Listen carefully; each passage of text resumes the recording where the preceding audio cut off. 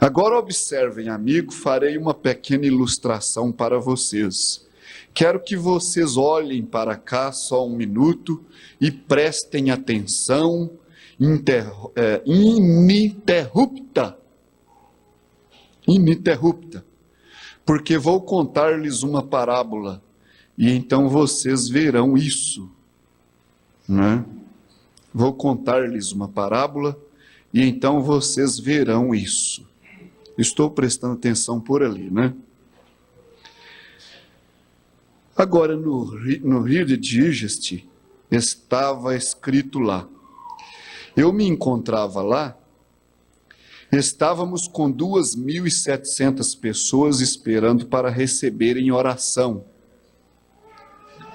que se encontravam lá. Vocês leram o artigo. E um homem veio do Canadá e tinha um menininho que tinha estado na Mayos e na Johns Hopkins, clínicas médicas, né? Uma enfermidade cerebral grave que contraía suas mãozinhas assim, dá aquela contração, né?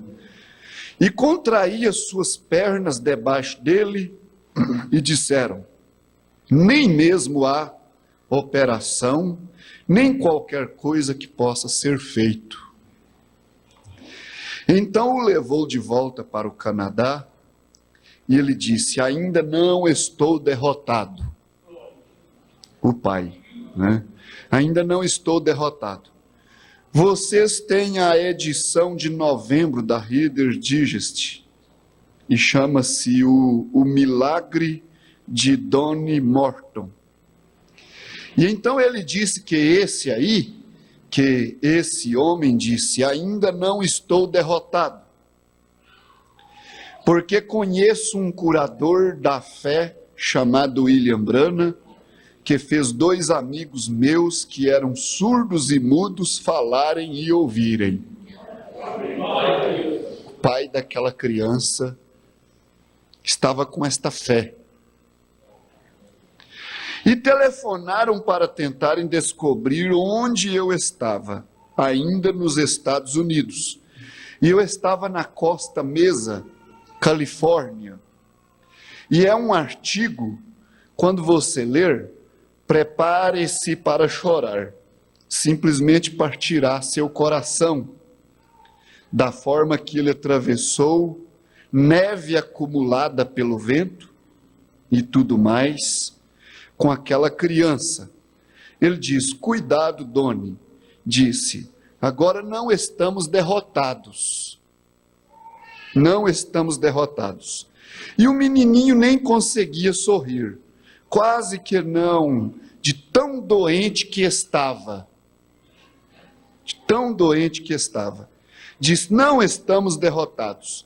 Vamos pedir a Deus, chegaremos até o profeta de Deus e pediremos a ele. De modo que atravessaram a neve e até que enfim chegaram lá, e a mãe vinha com eles, e não tinha dinheiro suficiente para virem de avião. Por isso mandaram a mãe de volta, e o menino e o pai tiveram que vir de ônibus. E da maneira que vieram desde Winnipeg, Canadá, até a Costa Mesa, Califórnia. E chegaram lá sem dinheiro, e o pai conta a respeito de ter que trocar as fraldas dele. Menininho com cerca de 7 ou 8 anos, completamente incapaz. E como ter chance de comer ou nada. E diz que seu filhinho apenas podia ouvi-lo falar. E podia notar da maneira que seus olhos olhavam, que ele estava tentando sorrir, você sabe. E saber que ele falava de diferentes vistas que estava vendo nos Estados Unidos. E quando chegaram lá, a Califórnia, contaram para um assistente de viagem o que ele veio ver. Ele disse: veio ver um divino. O quê? e uma grande interrogação. Claro, vocês podem imaginar o que os Estados Unidos disseram a respeito. Veja você, veja, é assim que somos, veja, somos tão inteligentes. Sabemos tudo, você sabe. E não parecia nos contar nada. Temos tudo escrito, está vendo? De modo que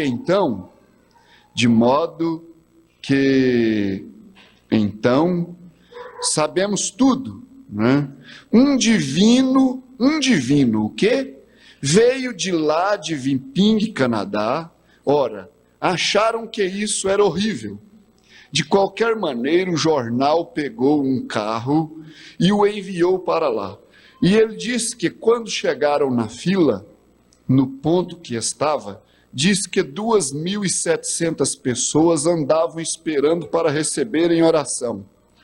Mas disse que quando viram aquele menininho deformado, mirrado de aparência, né? Mirrado de aparência, glória a Deus, estavam esperando para receber oração, e aquele pobre pai de boné, seu casaco esfarrapado, diz que todos ficaram de lado e deram-lhe o lugar, quando ele chegou na plataforma. É contra a regra trocar de cartão de oração. A pessoa tem que vir à reunião e pegar seu próprio cartão. Se for pego na fila, trocando cartão de oração com outra pessoa, o cartão de oração perde o valor. Está vendo? Porque precisa vir para ouvir as instruções e saber como recebê-lo. Depende de você. Não se pode pegá-lo para outra pessoa. Tem que vir e pegar para si próprio, para que ouça. Certa grande pessoa disse: bem, não acredito muito nesta coisa, mas talvez se ele me curar, você está vendo? E então isso causa agitação na plataforma. Então eliminam isso antes que chegue aí. Então, quando o menino começou, ou o pai começou a se adiantar na plataforma, na frente das pessoas, Billy pediu-lhe o cartão de oração. Ele não tinha um, disse. Então, sinto muito, senhor. Disse, terá que esperar. Billy controlava a questão dos cartões de oração. Não é? Quando aquele pai chegou e veio, todo mundo, quando viu a situação daquele pai e daquele menino, foi fugindo de lado. Os que tinham cartão de oração. E abrindo caminho e ele passando, para ir até na plataforma. Os irmãos veem. E o irmão Brano ensinou aqui, não pode trocar cartão de oração, porque isso acontecia lá. Tinha gente que vendia os cartões de oração do irmão Brana, gananciosos nas reuniões do irmão Brana. Homens, espíritos ruins, pegava cartão de oração e vendia para as pessoas. Agora, quando as pessoas liam no jornal que Deus fazia aquilo através do ministério do irmão Brana e via as pessoas, vocês imaginam que alguém com cartão de oração e sabia que para chegar lá no irmão Brana para orar tinha que enfrentar 2.000 pessoas na fila para receber a oração. Agora, você já pensou uma pessoa com cartão de oração do irmão Brana, com oportunidade para chegar lá e encontrar um milionário doente, quanto de dinheiro que ele pegava? Esse milionário pagava caríssimo. E tem espíritos assim, no meio do povo, da igreja. Gananciosos. Que tiram aproveitos. Que tiram aproveitos das coisas. Então o irmão Brando deu o ensinamento. Não pode trocar cartão de oração. Se você trocar o cartão de oração aí, ou se você pegar mais de um cartão para alguém que não está na fila, perde o valor. Porque o irmão Branham não dava conta de orar por 3.000 pessoas, tudo de uma vez que vinha. Tinha que fazer cartão. Né? Então isso não pode. Agora, quando vir aquele homem chegar esfarrapado e com aquele menino naquela situação, todo mundo foi abrindo caminho e o homem foi passando. Né? Porque viram que a situação era difícil. E quando ele chegou na plataforma, na frente das pessoas, Billy pediu-lhe o cartão de oração. Billy estava controlando ali o cartão de oração. Billy pediu-lhe o cartão de oração. Né? E então, você vê, e ele disse, então, sinto muito, senhor. E ele não tinha um, aquele homem não tinha um. Disse, então, sinto muito, senhor.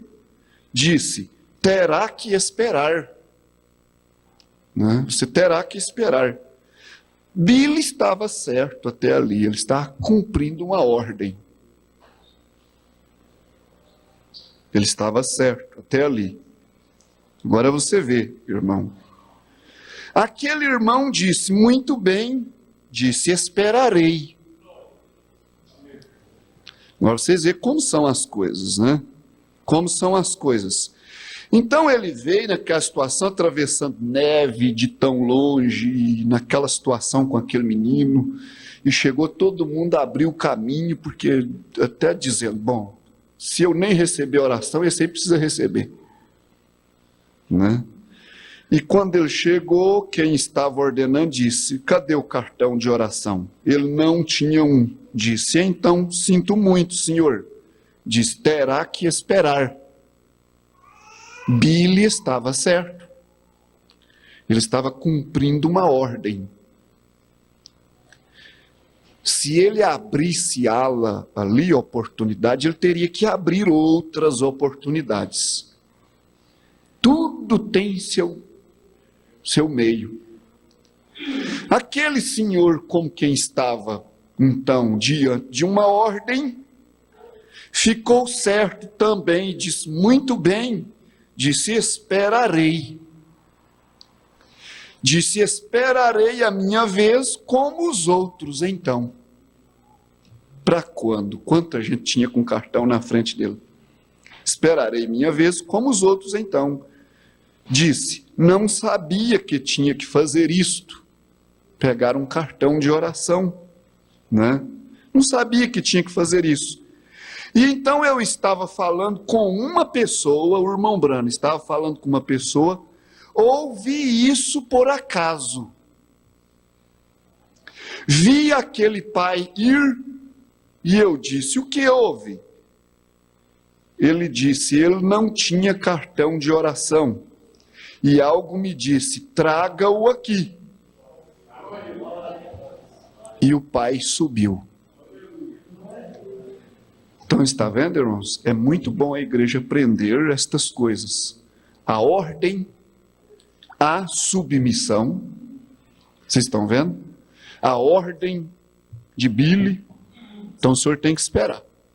Não importa, você estava morrendo. Então o senhor vai esperar. Olha a submissão. Então esperarei. Eu não sabia que tinha que ser assim. Olha o outro ponto.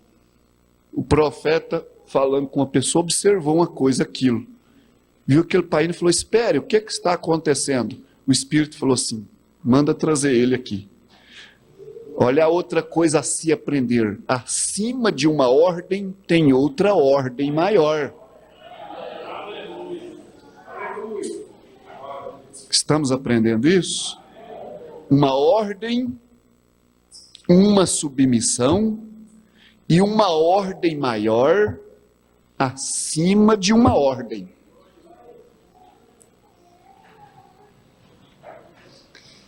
Então, irmãos, a mensagem do profeta é cheia de lição. Ela é cheia de lição. Uma ordem maior acima de uma ordem. Né? É aquilo de Moisés: não faça imagem de escultura para ti, para prostrar diante dela. Depois diz: faz 2 querubins e põe diante do altar, onde o povo vinha no altar. E aí? É a ordem maior acima da ordem. Então disse: não sabia que tinha que fazer isso. E então eu estava esperando uma pessoa, ouvi isto por acaso, vi aquele pai ir, e eu disse: o que houve? Ele disse: ele não tinha cartão de oração. E algo me diz: traga-o de volta. Então eu disse: traga-o aqui. Aí o profeta falou: traga-o aqui. E o pai subiu, e as lágrimas rolando no rosto. Precisava fazer a barba. E ele se aproximou, e eis o que o Reader's Digest disse: está vendo? Está vendo? Não fiz perguntas, mas olhei direto para o rosto do menino, disse de onde o menino era, que tinha estado na clínica Mayos, e tudo que estava, e tudo que se tratava, do que havia de errado com ele, quão doente esteve e tudo mais. O irmão Brano olhou para o menino e falou tudo. E então o pai começou a chorar e começou a ir-se. E disse que começou a descer da plataforma. O jornal escreveu dessa maneira. E virou-se e ele disse: isso mesmo, Senhor. Ele disse: mas meu menino chegará a viver? O pai perguntou. Porque o profeta falou tudo que tinha acontecido com o menino. Aí o pai foi indo embora e virou e falou: mas meu menino chegará a viver? Eu disse: isso não posso dizer. Está vendo, irmão? Eu disse: isso não posso dizer. Agora o profeta viu o alvoroço. Falou: espere um momento. Mas algo disse para o profeta: fala para ele vir aqui. Aí o profeta falou: manda ele vir aqui. Aí o profeta falou: você esteve na clínica Maio, a doença no cérebro, eles falaram isso e aquilo outro, é tudo desse jeito. Você veio assim, você é de tal lugar, tudo certo. Mas o pai foi e virou e falou: e meu menino viverá? O profeta disse: não sei, isso eu não posso dizer.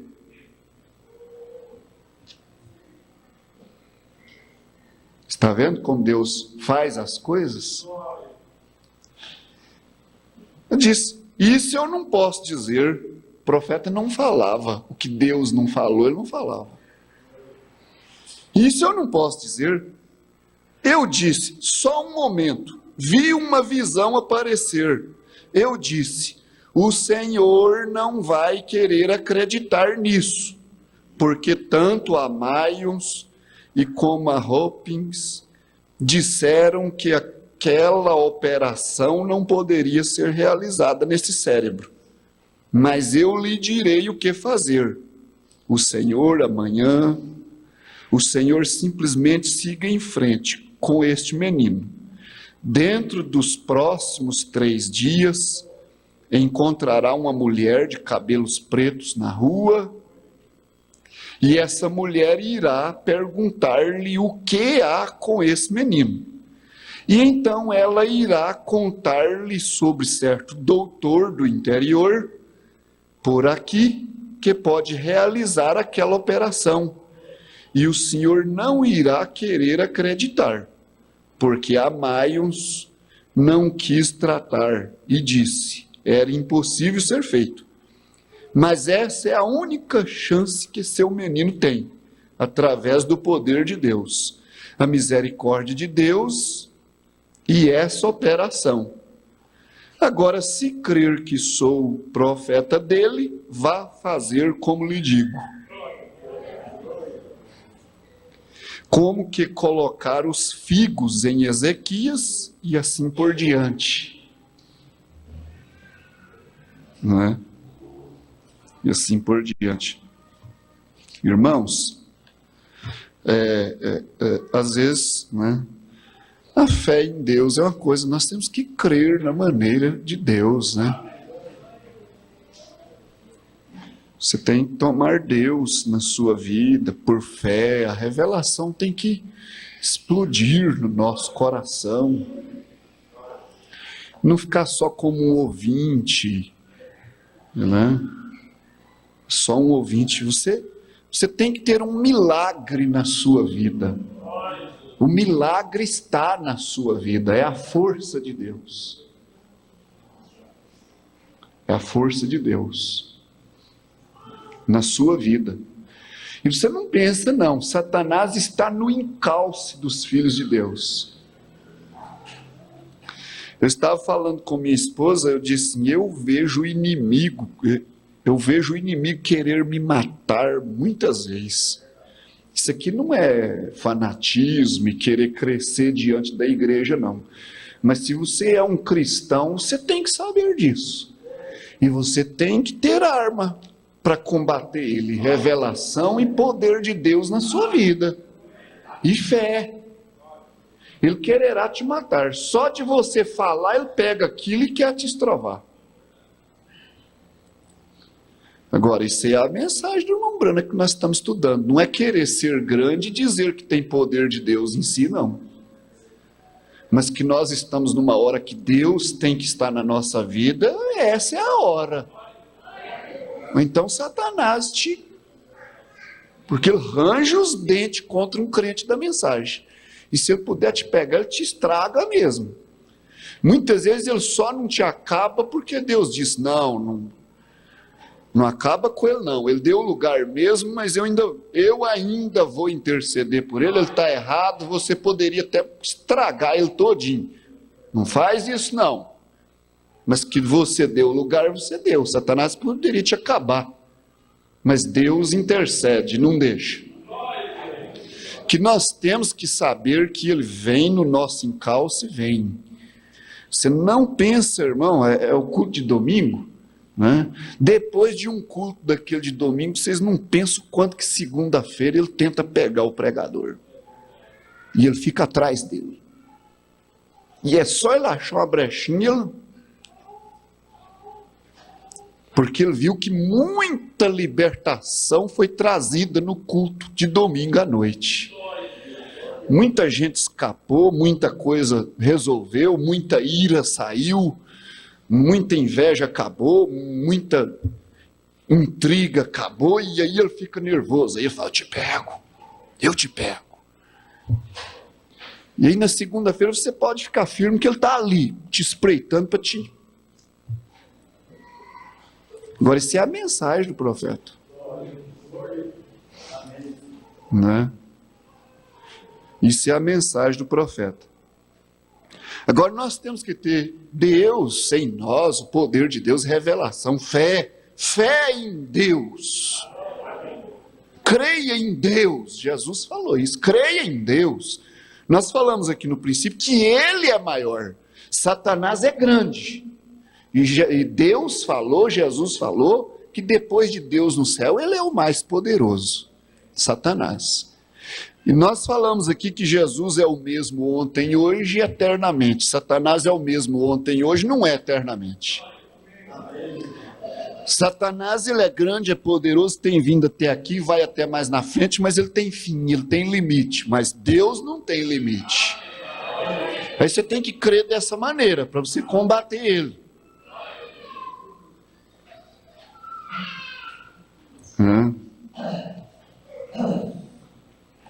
Então esses dias eu estava passando por algo, porque às vezes vem crises fortes, aquelas crises fortes demais de tensão, e eu estava dando uns vômitos, aqueles vômitos que parece que arranca as tripas e não sai nada, né? E aqueles vômitos terríveis, é tensão demais que você passa, e depois, na hora que vai relaxar, e vem os vômitos, o organismo reage, e aqueles vômitos, que misericórdia. E aí parece que estragou o esôfago, né? Eu ia comer, passava aqui, estava doendo. Falei, meu Deus, misericórdia, né? Deve que abre Às vezes estraga a garganta, rasga a garganta. Né? E eu ia comer, estava doendo. Eu fui aí dando esses cultos aí por aí, eu cheguei lá no lugar, e eu cheguei lá, né? É maneira de crer em Deus, é maneira de crer em Deus. O profeta falou assim: esta é a única chance que seu menino tem através do poder de Deus. É encontrar uma mulher na rua e ela vai falar com um doutor do interior que faz a cirurgia. Vocês viram a maneira de Deus? Falou assim: essa é a única chance que seu menino tem. Irmãos, agora o profeta não podia falar, está curado em nome de Jesus Cristo e pronto. Quantas vezes isso aconteceu? Ele falou: não, a única chance é essa. É você encontrar uma mulher na rua, ela vai falar com o médico. É a única chance. Então eu estava com aquela coisa doendo, né? Eu saí por aí dando os cultos.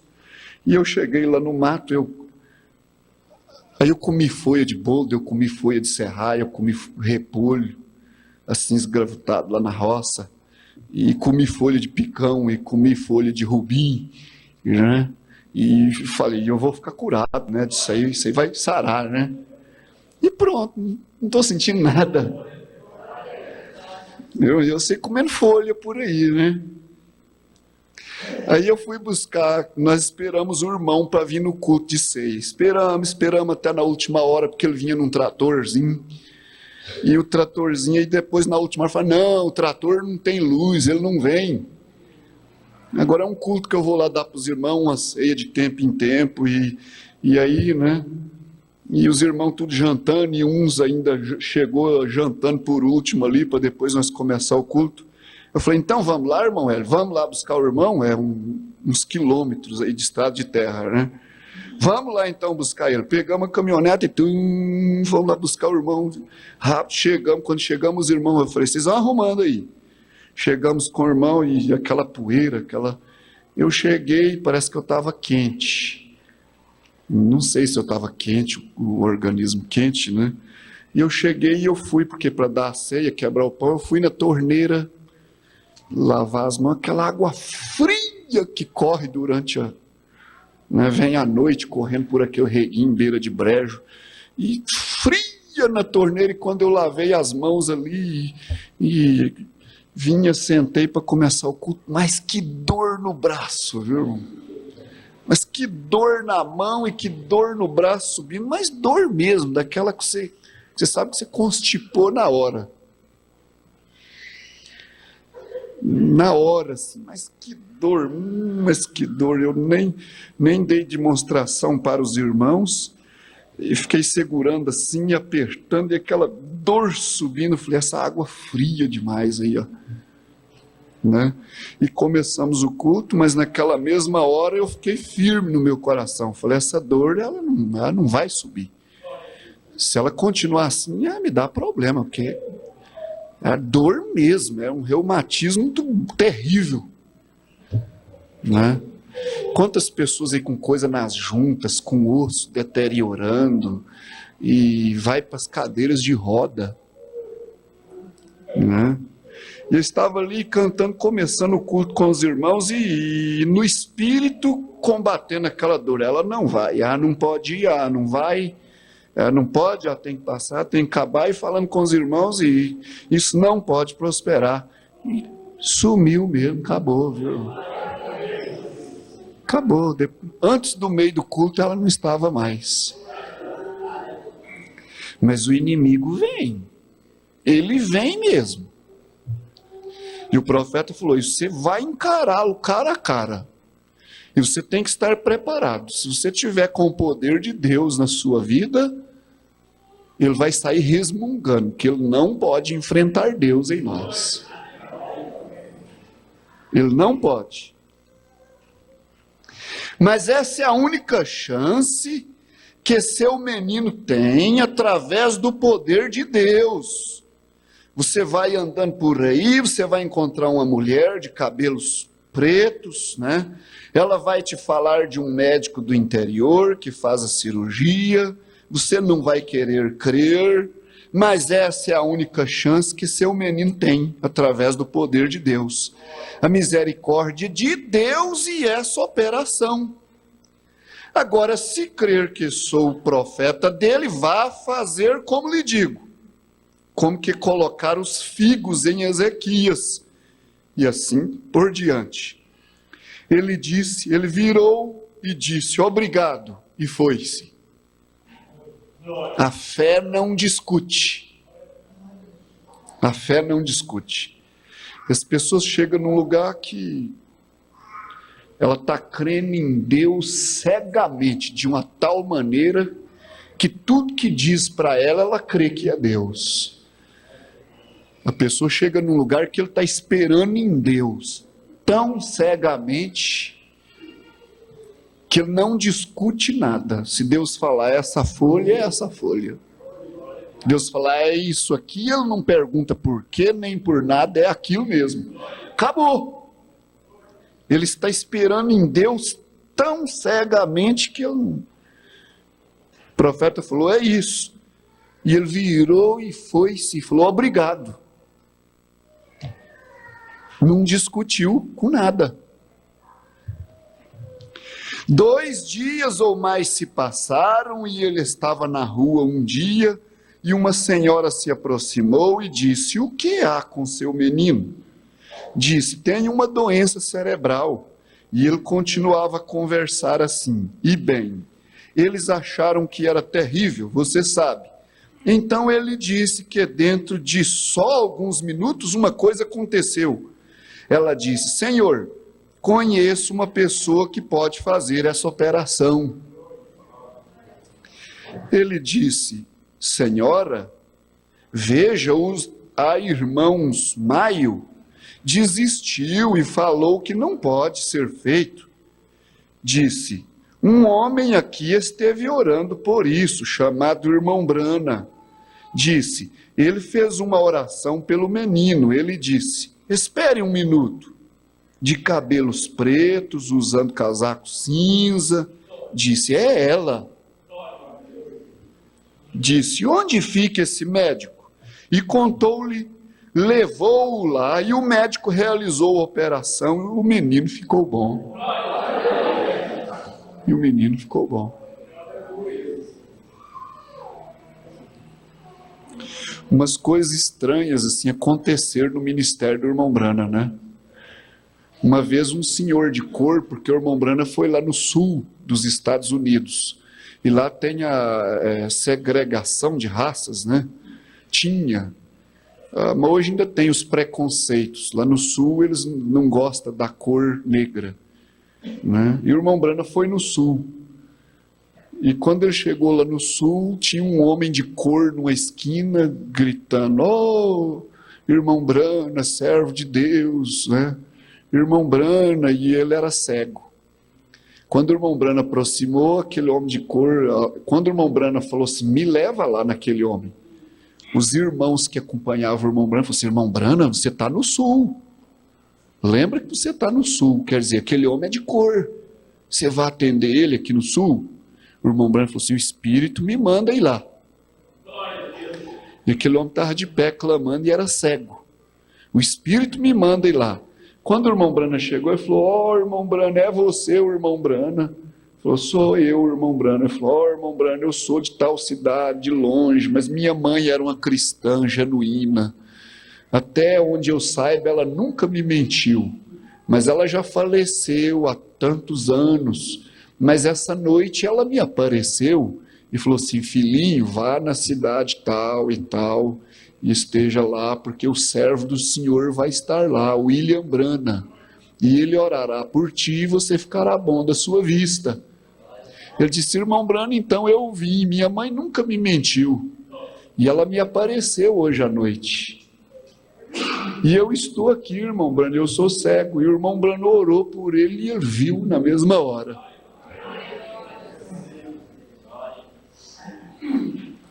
Maneiras de Deus. Maneiras de Deus. E o menino ficou bom, né?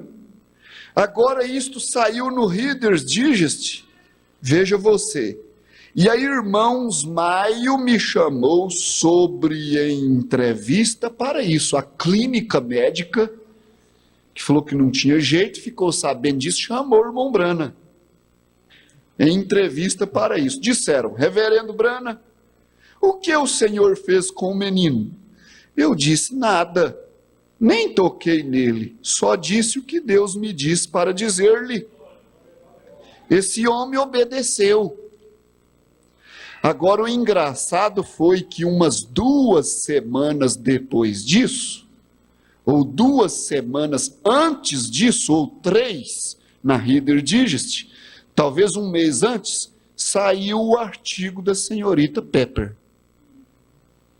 Agora, ela é uma feiticeira genuína, ou médium.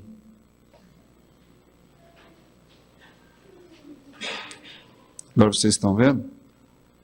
Aí o irmão Brana falou assim: ele trata de personificar, ele vem até na frente, anda junto, porque ele mistura as coisas.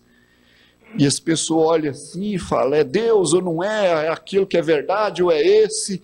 E ele engana e mistura as coisas e Deus vai passando o seu caminho. Quem tem revelação vê Deus. Quem não tem, mistura as coisas e não sabe o que aconteceu.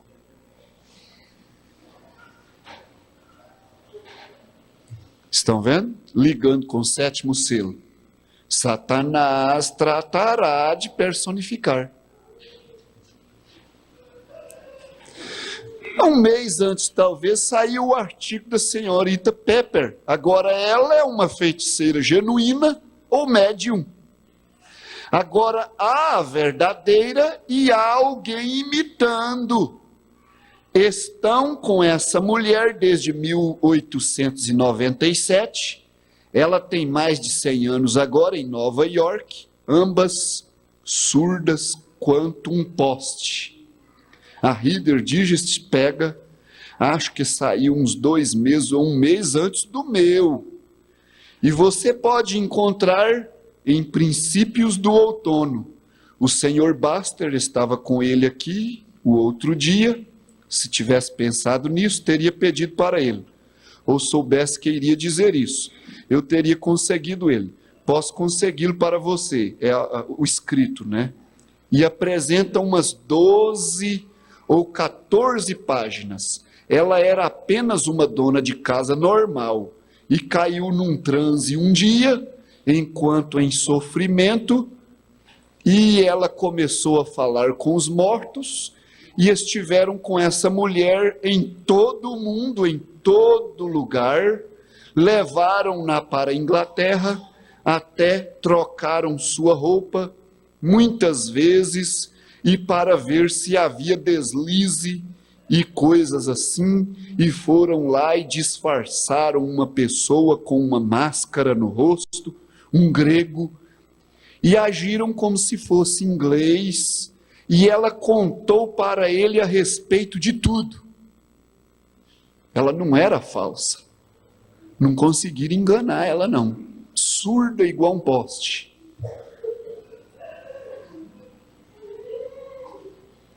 E ele queria chamar um de seus companheiros falecido, né? Agora a única coisa que ela, por todo mundo, e aqui a Reader Digest disse lá, que algumas noites atrás, ou alguns meses atrás, que uma coisa dessas foi desmascarada. Aí a revista escreveu: isso aí que está acontecendo com o William Brana, tem uns meses um negócio desse foi desmascarado. Era para um homem beijar a mão do espírito de sua mãe, e no dia seguinte foi provado no tribunal da polícia que ele só beijou um pedaço de pano. Muita gente imitando um médium. Aconteceu mesmo, beijaram um pedaço de pano. Muita gente imitando um médium. São apenas estes leitores que se encontram do lado da rua, que para começar nem são médiums, não passam de falsos imitadores, mas há o médium verdadeiro. E nós, as pessoas religiosas, temos muitos imitadores em ambos os lados. Agora fique calmo por uns minutos. Agora note, aquela senhorita Pepper é médium verdadeira. E a revista disse, aqui está uma coisa de que se pode estar certo, que quando alguém morre, não está morto, está vivo em algum lugar, porque aquela mulher chama o espírito deles de volta e conversa com as pessoas. Agora, o que ela faz, irmão Brana? O Senhor crê nisso? Sim, Senhor. A Bíblia diz que sim. É por esse motivo que creio. E ela é do diabo. Você crê nisso? Creio. Só que é do diabo.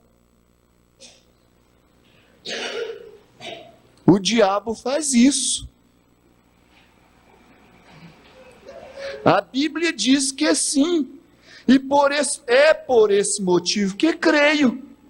E ela é do diabo. Espiritismo é o truque do diabo. Agora notem, agora observe os dois. Irmão, ou você alcança fé total em Deus, ou outra coisa toma conta da vida do crente. Porque existe outra coisa forte, verdadeira também, que fala as coisas, mostra. E o irmão Brand disse, e eu creio nisso, mas é do diabo. Eu creio quer dizer, acontece, é verdade, mas é do diabo.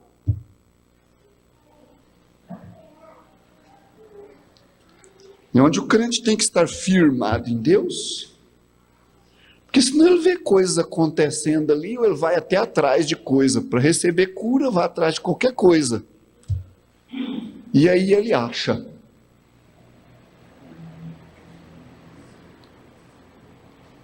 O profeta disse, agora observe os dois. E então você deveria ter visto as cartas me inundarem. Então, quando o meu artigo saiu em seguida ao dela, quando o artigo do irmão Brana saiu após o dela, não é estranho que pouco antes do fim do tempo, Deus falou estas coisas, e o Reader Digest é publicado em cada língua debaixo do céu. Está vendo? Note, não é estranho que um seguiu o outro?